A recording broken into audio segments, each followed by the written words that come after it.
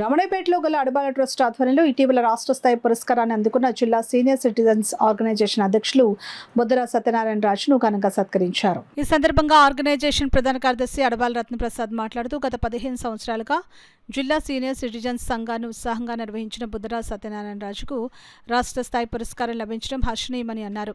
సమాజానికి మేలు చేసే అంశాల సాధనకు వ్యక్తిగతంగా కాకుండా ఒక సంఘంగా ఏర్పడి సమిష్టిగా కృషి చేస్తే మంచి ఫలితాలు లభిస్తాయని అన్నారు.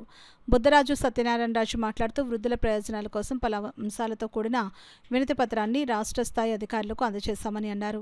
సీనియర్ సిటిజన్స్ సమస్యలపై చర్చించడం కోసం కమిషన్ ఏర్పాటు చేయాలని, డివిజన్ స్థాయిలో 100 పడకల వృద్ధాశ్రమాలను ఏర్పాటు చేయాలని, డే కేర్ సెంటర్లు నెలకొల్పాలని ఆ వినతి పత్రంలో కోరినట్లు బుద్ధరాజు తెలిపారు.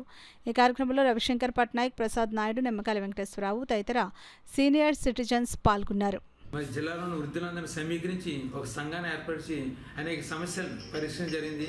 వేళ వృద్ధా పెన్షన్ 4,000 రూపాయలు అందిస్తున్నారంటే ప్రభుత్వం ఇటువంటి సంఘాలు ఇచ్చిన సూచన మేరకు ఆ విధంగా జరిగింది. అదేవిధంగా రాష్ట్ర స్థాయిలో అన్ని బస్సులను కూడా ఆర్టీసీ బస్సులు కూడా 20% రాయితీ కూడా కల్పించడానికి సంఘం చేసిన కృషి. అదేవిధంగా రైల్వేలో కూడా గతంలో ఉండి మన కరోనా తర్వాత ఆ యొక్క రాయితీని కూడా తీసి మొత్తం తొలగించడం జరిగింది కేంద్ర ప్రభుత్వం. వాటిని కూడా పునరుద్ధరించమనిసి సీనియర్ సంఘాలు మరి దేశవ్యాప్తంగా కూడా ప్రధానమంత్రి గారి దృష్టికి తీసుకెళ్ళడం కూడా జరిగింది. అదేవిధంగా స్థానిక ఎంపీ గారి దృష్టి కూడా ఆ విషయాన్ని మేము తీసుకెళ్ళాం. త్వరలోనే అది కూడా మరి సీనియర్ సిటిజన్ ప్రత్యేక రాయితీ వస్తుందనేసి మేము అందరం ఆశిస్తున్నాం. మరి ముఖ్యంగా మన బుద్ధరాజు సత్యనారాయణ రాజు గారిని రాష్ట్ర స్థాయిలో సత్కరించిన సందర్భంగా మనం కూడా మన అడబాల ట్రస్ట్ సత్కారం చేస్తున్నాం. మరి రాష్ట్ర స్థాయిలో జరిగిన కార్యక్రమంలో మరి సీనియర్ సిటిజన్స్ సంక్షేమ శాఖ కార్యదర్శి అయిన సూర్యకుమార్ గారు, అదేవిధంగా గుంటూరు జిల్లా కలెక్టర్ అన్సారియా గారు, స్థానిక ఎమ్మెల్యేలు గల్లా మాధవ్ గారు, బోర్ల రామాంజనేయ గారు కూడా రావడం జరిగింది.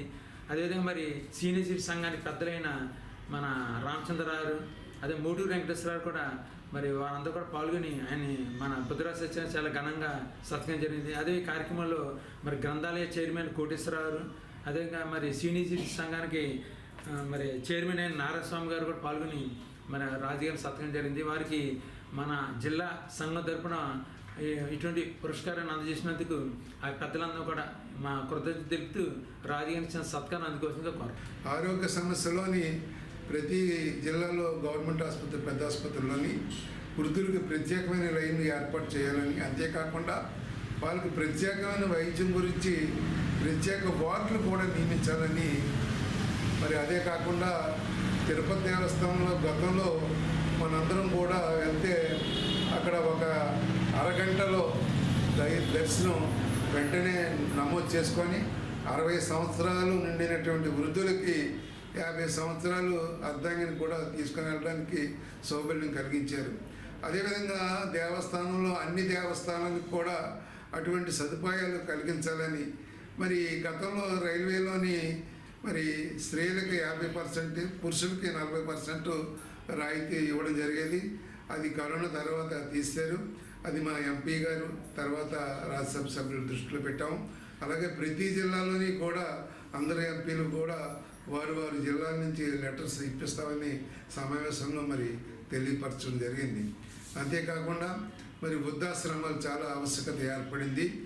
మన రాష్ట్రంలోని మరి దేశంలోని అత్యధిక 80 వృద్ధాశ్రమాలకి మరి శాంక్షన్ జరిగింది.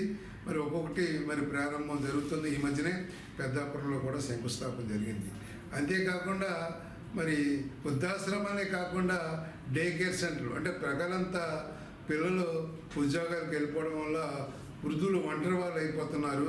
వారి గురించి డే కేర్ సెంటర్లో పగలంతా వాళ్ళు ఆహ్లాదకరమైన వాతావరణంలో రెస్ట్ తీసుకుంటే